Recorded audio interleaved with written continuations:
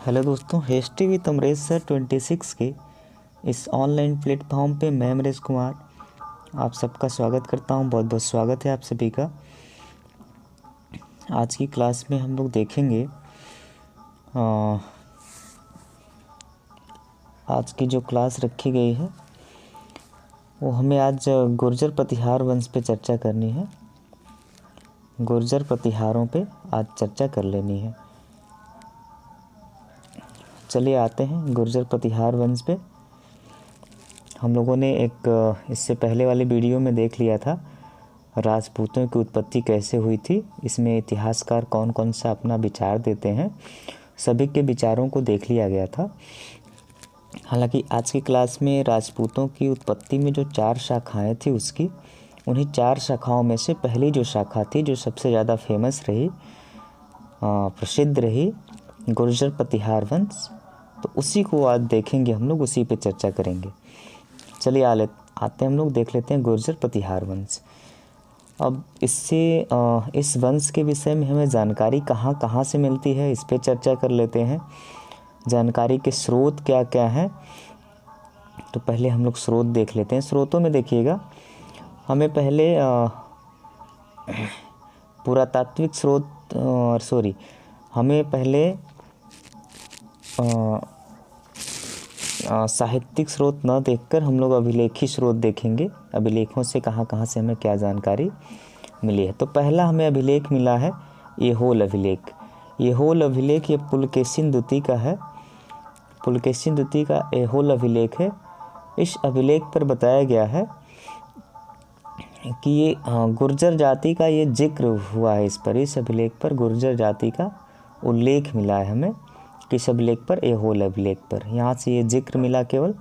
और ये अभिलेख कर्नाटक में है। अभिलेख कहाँ है? कर्नाटक में अभिलेख है। पहला अभिलेख हो गया। दूसरा हमें जो स्रोत मिला है, दूसरे स्रोत में मिहिर भोज का ग्वालियर अभिलेख। ग्वालियर का जो अभिलेख है वो मिहिर भोज का अभिलेख मिला है ग्वालियर से। ग्वालियर अभिलेख पर हमें गुर्जरों का उल्लेख मिला। इस अभिलेख पर भी किसका नाम लिखा हुआ मिला है? गुर्जरों का नाम, यानी गुर्जर शब्द लिखा हुआ यहाँ मिला है। तो गुर्जरों की भी जानकारी हमें ग्वालियर अभिलेख से भी गुर्जरों की जानकारी मिलती है। ठीक, हालांकि इससे भी बेहतर साहित्यिक स्रोत भी हमें मिले हैं। साहित्यिक स्रोतों में हम लोग देखेंगे राजशेखर की रचनाएं। राजशेखर ने कौन कौन सी रचना किया था, उस रचना में क्या क्या जानकारी दिए हैं। हालांकि उनकी रचनाओं को देख लेते हैं हम लोग। पहला है बाल रामायण। किसकी? देखिए, ये जो इधर आप लोग 7 रचनाएं देख रहे हैं, ये सब किसकी हैं? राजशेखर की हैं। राजशेखर की ये सभी रचनाएं हैं। पहली जो रचना है बाल रामायण, बाल रामायण से भी हमें गुर्जर प्रतिहार वंश की जानकारी मिलती है, साक्ष्य मिलते हैं, प्रमाण मिलता है, इसमें उल्लेख किया गया है। दूसरा है बाल भारत। बाल भारत से भी गुर्जरों की जानकारी हमें मिलती है। इसके अलावा काव्य मीमांसा के अलावा एक है विद्वाल मंजिका। विद्वाल मंजिका भी इसमें शामिल है। इससे भी हमें प्रमाण मिलता है, इस वंश की जानकारी मिलती है। अगली जो रचना है भुवन कोश है। भुवन कोश से भी इस वंश की जानकारी मिलती है। भुवन कोश के अलावा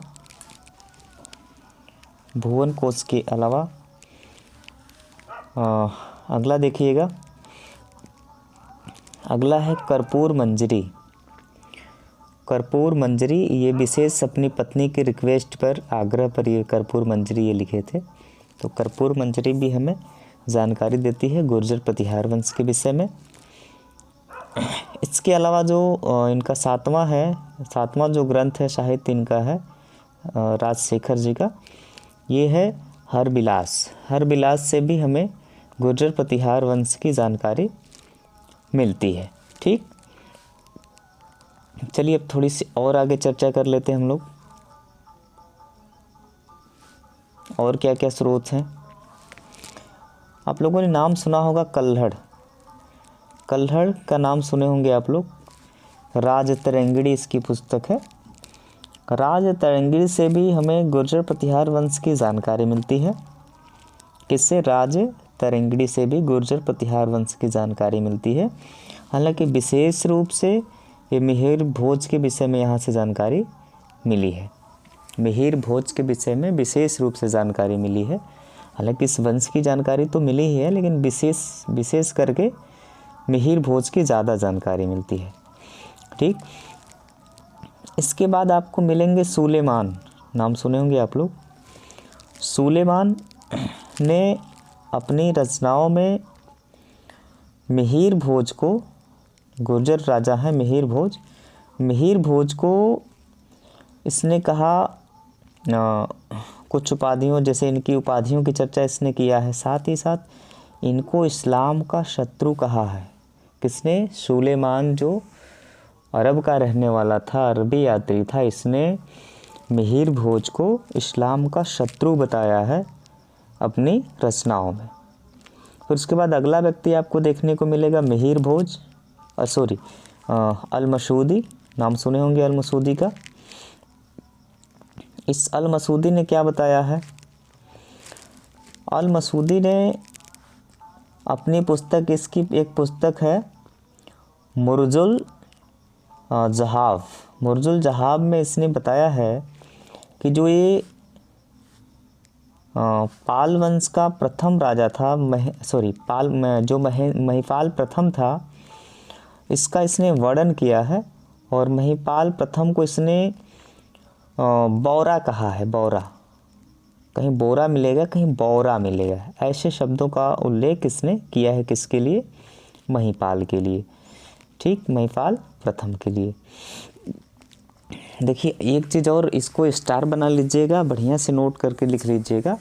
ये जो अल-मसूदी है, अल-मसूदी को स्टार बना लीजिए। अल-मसूदी को अरब का हेरोडोटस कहा जाता है। अल-मसूदी को अरब का हेरोडोटस कहा जाता है। इसको स्टार बना के लिख लीजिएगा। अल-मसूदी को अरब का हेरोडोटस कहा जाता है। चलिए थोड़ा सा और आगे बढ़ते हैं और भी देख लेते हैं हम लोग। चलिए आते हैं ग्वालियर अभिलेख। देखिए ग्वालियर अभिलेख में क्या क्या चीज़ें लिखी गई हैं, इसको थोड़ा सा देख लीजिए। ग्वालियर अभिलेख के अनुसार जो प्रतिहार शासक थे, ये अपने आप को भगवान श्री राम के छोटे भाई अनुज के वंशज बताते थे। इस बात की जानकारी हमें कहाँ से मिली है? ग्वालियर अभिलेख से। ग्वालियर अभिलेख में जो गुर्जर प्रतिहार शासक थे, स्वयं को भगवान श्री राम के छोटे भाई और लक्ष्मण के वंशज बताते हैं ग्वालियर अभिलेख में। आगे देखिए, एक व्यक्ति है वेनसांग और B.A. स्मिथ, विंसेंट स्मिथ, नाम सुने होंगे आप लोग। इनका कहना था कि ये जो गुर्जर प्रतिहार राजा हैं, गुर्जर प्रतिहार वंश के लोग हैं, इनका जो मूल निवास स्थान है वो आबू पर्वत के उत्तर पश्चिम में जो भीनमाल वाला इलाका है, आबू पर्वत के उत्तर पश्चिम में जो भीनमाल वाला इलाका है, इसी इलाके में, जैसे यही जो इलाका है ये गुर्जर प्रतिहारों का मूल निवास स्थान है, मूल स्थान है। अब इस वंश के शासकों को देख लेते हैं, कौन कौन से शासक थे। अब नाम नोट करते चलिएगा। नागभट्ट प्रथम, हालांकि ये ऐतिहासिक रूप से देखा जाए तो हरिश्चंद्र है। नागभट्ट प्रथम का टाइम देख लीजिएगा 730 से 756। कहीं कहीं आपको टाइम 1-2 साल इधर उधर मिल सकता है, तो उसके लिए आप लोग निश्चिंत रहिएगा। तमाम पुस्तकों में अलग अलग जानकारी मिल जाएंगी। नागभट्ट प्रथम, इसमें देखिए क्या क्या चीज़ें हैं। देखिए इस वंश का जो प्रथम राजा, ऐतिहासिक राजा था, वो हरिश्चंद्र था। प्रथम ऐतिहासिक राजा हरिश्चंद्र था और इसी का पुत्र उज्जैन का शासक नागभट्ट प्रथम था। इसने अपने, नागभट्ट प्रथम ने अपने राज्य का विस्तार किया। नागभट्ट प्रथम ने अपने राज्य का विस्तार किया और साथ ही साथ इसने अरबों को हराया ग्वालियर अभिलेख में इसे मलेच्छों का विनाशक कहा जाता है। किस अभिलेख में? ग्वालियर अभिलेख में इसे मलेच्छों का विनाशक कहा जाता है, नाशक या विनाशक कहा जाता है। और इसी का एक उत्तराधिकारी था वत्सराज। इसी का उत्तराधिकारी कौन है? वत्सराज है। अब दूसरे नंबर पे कौन राजा आ जाएगा? वत्सराज। टाइम देखिए 775 से 800 ईस्वी इसका टाइम है। वत्सराज द्वारा जोधपुर की विजय की गई, इसने जोधपुर की विजय किया। साथ ही साथ वत्सराज को ही गुर्जर प्रतिहार वंश का वास्तविक संस्थापक माना जाता है।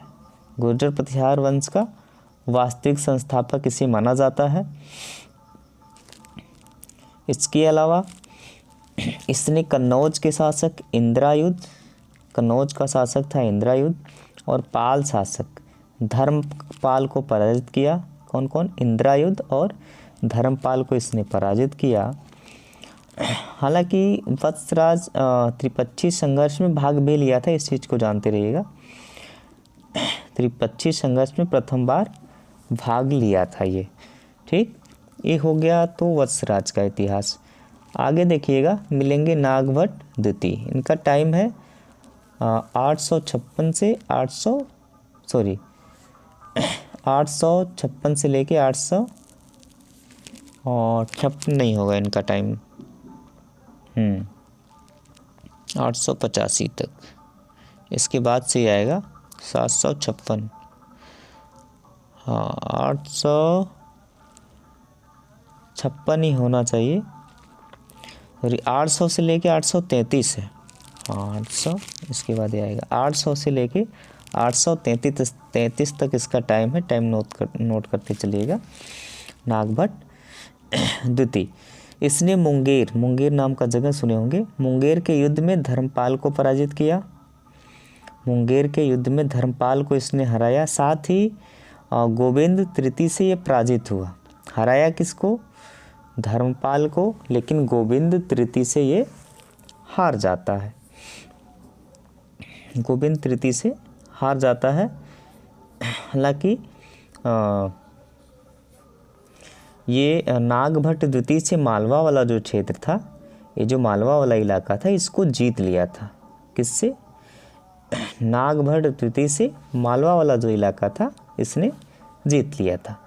अब अगले राजा हैं मिहिर भोज। टाइम देख लीजिए इनका, मिहिर भोज का 836 से लेकर 885 तक इनका टाइम है। 836 से लेकर 885 तक। मिहिर भोज रामभद्र के पुत्र थे और मिहिर भोज प्रतिहार वंश के सबसे प्रतापी राजा थे। इन्होंने कलचूरी और चेदी गुहीलों को अपना मित्र बना के रखा था। अपने ये समीप रखता था, मित्रवत व्यवहार करता था। और साथ ही साथ इसका जो राज था काफ़ी बड़ा था।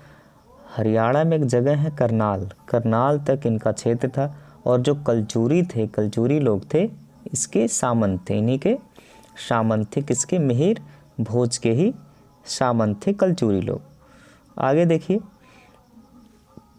देखिए मिहिर भोज ने पाल शासक देवपाल और राष्ट्रकूट शासक ध्रुव को पराजित किया था। किसको? पाल राजा है देवपाल और राष्ट्रकूट शासक है ध्रुव। इन दोनों को इन्होंने परास्त किया था, हराया था। लेकिन बाद में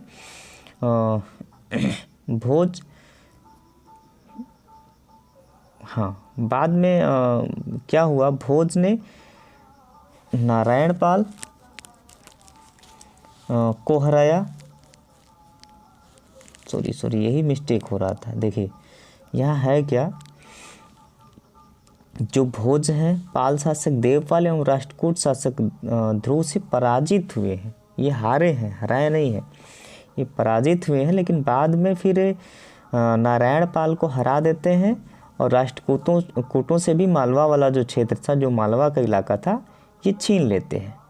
राष्ट्रकूटों से भी छीन लेते हैं और इधर नारायणपाल को हरा देते हैं। एक यात्री है सुलेमान, अरब यात्री सुलेमान। इसने इस्लाम का शत्रु बताया है। भोज को इसने इस्लाम का शत्रु बताया है। हाँ, हालांकि भोज ने कन्नौज को अपनी राजधानी बनाया। किसको? कन्नौज को इन्होंने राजधानी बनाया। ये वैष्णव धर्म के अनुयायी थे, विष्णु के उपासक थे। इन्होंने उपाधि धारण किया था आदि बराह और प्रभास, 2 उपाधियाँ थी, आदि बराह और प्रभास की उपाधियाँ थी। अगले नंबर के जो राजा आ जाते हैं उनका नाम था महेंद्रपाल प्रथम। 885 से लेके 909 तक इनका टाइम था। महेंद्रपाल ने नारायणपाल को हराया, नारायणपाल को, और शंकर वर्मन को से ये पराजित हो जाते हैं। शंकर वर्मन से पराजित हुए हैं, हालांकि नारायणपाल को हराए हैं। इनके दरबार में ही राजशेखर रहते थे। स्टार बना लीजिए। राजशेखर किसके दरबार में रहते थे? महेंद्रपाल के दरबार में रहते थे। इसके बाद अगला राजा आ जाएगा महिपाल प्रथम। ये जो महिपाल हैं, महिपाल को राजशेखर ने आर्यावर्त का महाराजा धीराज बताया है। नोट करिएगा, आर्यावर्त का महाराजा धीराज महिपाल को किसने कहा है? राजशेखर ने कहा है। ठीक। इसके टाइम में, महिपाल के टाइम में अलमसूदी भारत आया था, जो अरब का यात्री था। और एक घटना देखिएगा, 1012 में क्या हुआ था? महमूद गजनवी भारत पे आ चुका था, आक्रमण कर रहा था। तो गुर्जर प्रतिहार शासक, इनका नाम था राज्यपाल। राज्यपाल के यहाँ जब ये अटैक करता है महमूद गजनवी, तो राज्यपाल डर से भाग जाते हैं। अब जब ये डर से भाग जाते हैं, उस टाइम के सबसे जो ताकतवर राजा हैं राजपूताना में, एक विद्याधर, चंदेल शासक विद्याधर, इस बात से बहुत ज़्यादा नाराज़ हुए और इसकी कर देते हैं हत्या। राज्यपाल की ये हत्या कर देते हैं, क्योंकि भाई भागना क्यों भागे, लड़ना चाहिए था, हारने ज़्यादा से ज़्यादा हार जाते, इसलिए इन्होंने कर दिया हत्या। हालांकि 1090 में गुर्जर प्रतिहार वंश का अंत हो जाता है। कब? 1090 में। तो आज की क्लास को हम लोग यहीं समाप्त करते हैं। हमसे जुड़ने के लिए आप सबका बहुत बहुत शुक्रिया, बहुत बहुत धन्यवाद। आज की क्लास को यहीं समाप्त करते हैं, फिर अगली क्लास में फिर मिलेंगे हम लोग। बहुत बहुत धन्यवाद। वीडियो यदि अच्छा लगता हो तो ज़्यादा से ज़्यादा लोगों तक शेयर किया करिए और वीडियो को लाइक कर दिया करिए, है ना। चैनल को सब्सक्राइब कर दिया करिए। आप सबका बहुत बहुत शुक्रिया।